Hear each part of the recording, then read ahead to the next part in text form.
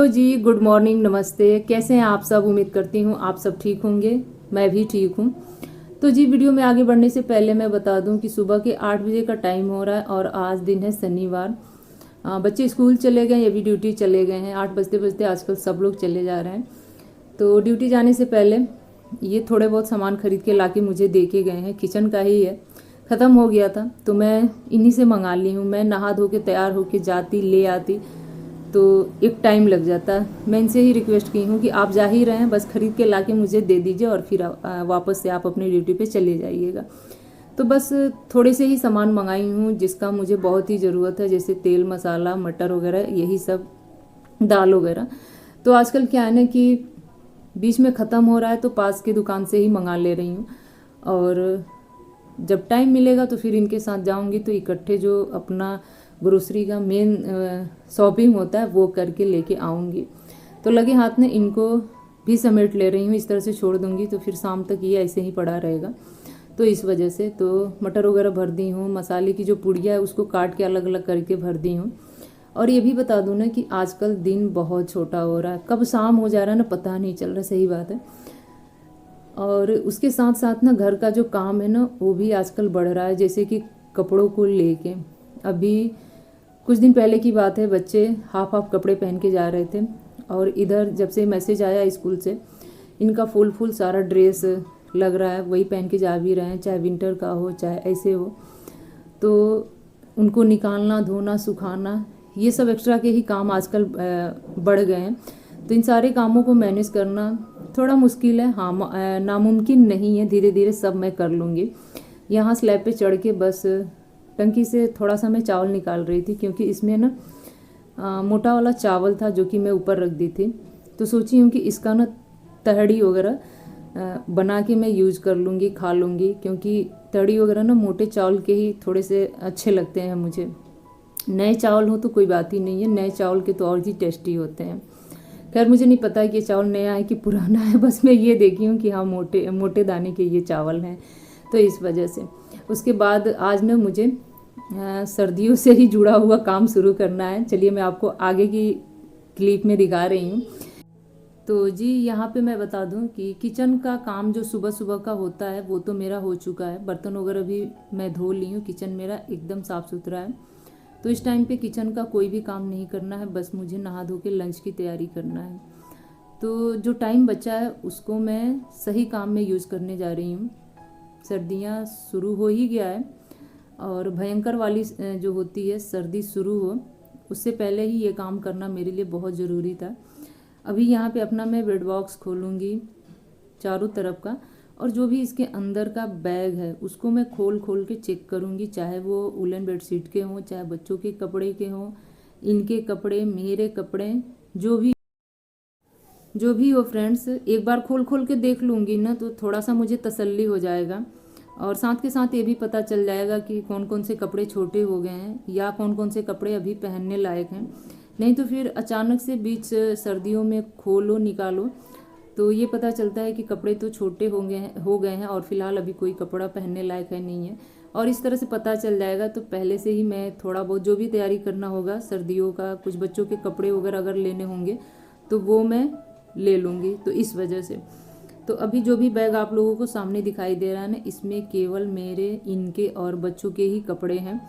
तो एक एक को खोलूँगी, मैं अच्छे से चेक करूँगी कि क्या क्या पहनने लायक है, क्या क्या नहीं पहनने लायक है, मतलब जो छोटे हो गए हैं।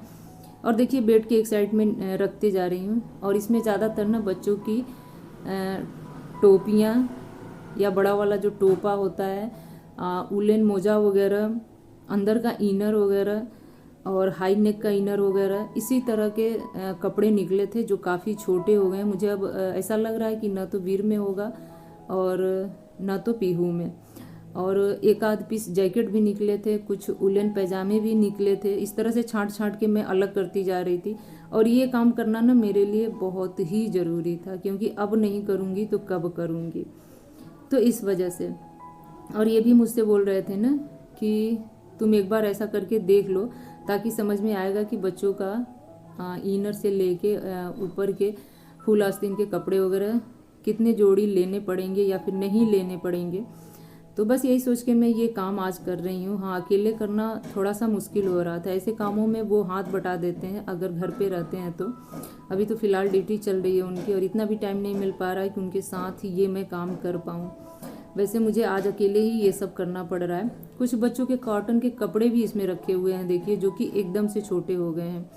कुछ ट्रेडिशनल ड्रेस भी हैं इनके, जो कि मैं निकाल रही हूँ। खैर, इस तरह का ड्रेस मैं किसी को नहीं देती हूँ। ये भले ही मेरे पास पड़े पड़े सड़ जाए, लेकिन मैं बच्चों की याद में इन्हें रखती ही रखती हूँ। वुलन बेडशीट वगैरह है एक आध पीस ना, जो एकदम से झड़ गया, बिछाने लायक नहीं है, तो वो मैं निकाल दे रही हूँ, दे दूँगी किसी को। और यहाँ पे बस इसी तरह से काम चल रहा है मेरा। आप लोग बताइए कि आप लोग आजकल सर्दियों के शुरू होने से पहले किस तरह से उसकी तैयारी कर रहे हैं। ये भी हमारे लिए ना बहुत बड़ा टास्क हो जाता है कि उलन कपड़ों को निकालना, धूप दिखाना, फिर लाके दोबारा से रखना, या फिर उनके लिए एक अलग से जगह बनाना सर्दियाँ शुरू होने से पहले, कि इस बार के कपड़े कहाँ कहाँ रखूँगी तो सेट होगा। सर्दियों में ही बहुत ज़्यादा कपड़े निकलते हैं, नहीं तो ऐसे में नहीं निकलते हैं। एक आध जोड़ी इनके जो टोपी थे ना, वो भी ढीले पड़ गए थे, तो वो भी मैं हाथों हाथ निकालती जा रही थी। एक जोड़ी इनका इनर था, वो भी बीच से सिलाई वगैरह खुल गया था या फट गया था, तो वो भी मैं निकाल दी थी। इस तरह से कपड़े समेट के रखना ना, मतलब वही है, फालतू के सामान को रखते जाओ और इकट्ठा होता जाता है। तो इस वजह से फ़िलहाल एक एक करके सारे बॉक्स को मैं चेक कर ली हूँ, और अब मैं इसमें घुस घुस के ना अंदर की जो साफ़ सफाई करनी है वो मैं करूँगी। एक गीला कपड़ा लेके आई हूँ और अंदर प्लाई लगा हुआ था, तो प्लाई पे बस ऐसे ही खड़ा होके मच कर रही थी। मैं भी कम नहीं हूँ, काम करते करते ना मस्ती जो मेरी है चलती रहती है।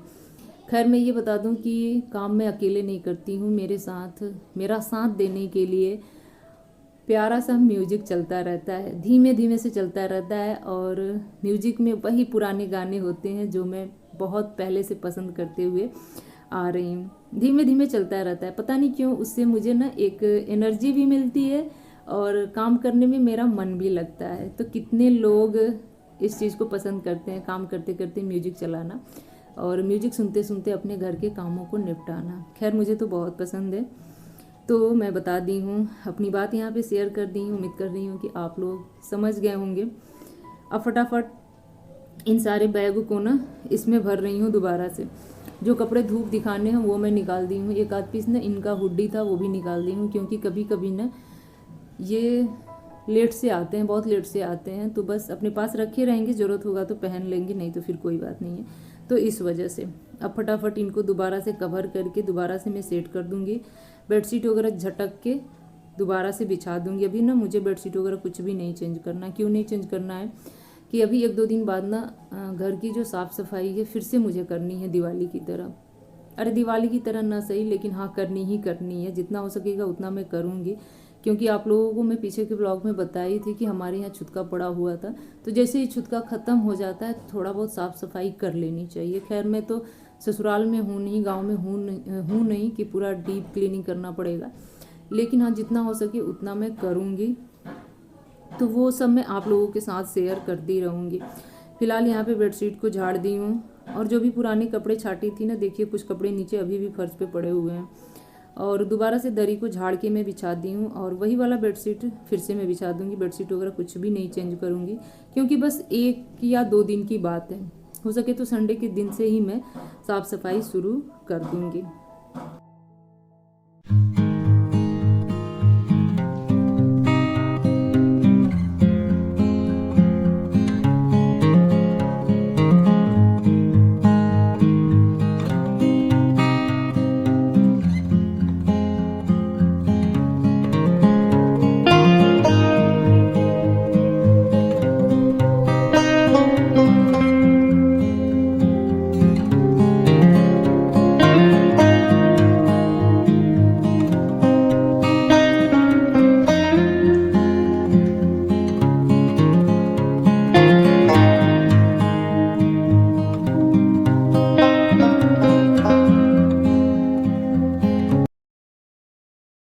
फ्रेंड्स, अभी मैं आपको बता दूं ना कि बाहर से भी कुछ वॉइस आप लोगों को सुनाई दे रहा होगा वीडियो में, तो उसको आप लोग इग्नोर कीजिएगा। इसलिए कह रही हूँ ना कि आवाज़ बहुत तेज़ तेज़ आ रही है। मैं कोशिश कर रही हूँ कि वीडियो में आवाज़ ना आए, लेकिन आवाज़ आ रही है। यहाँ पे देखिए, ये जो मेरा लॉन्ड्री बास्केट है ना, काफ़ी दिनों से मैं इसको न तो धुली थी न धोने के मूड में थी, और दिवाली की साफ़ सफाई की ना तब मेरे मन में था, लेकिन नहीं कर पाई। वही है कि छोटे मोटे काम कुछ न कुछ छूट ही जाते हैं, तो ये भी छूट ही गया था।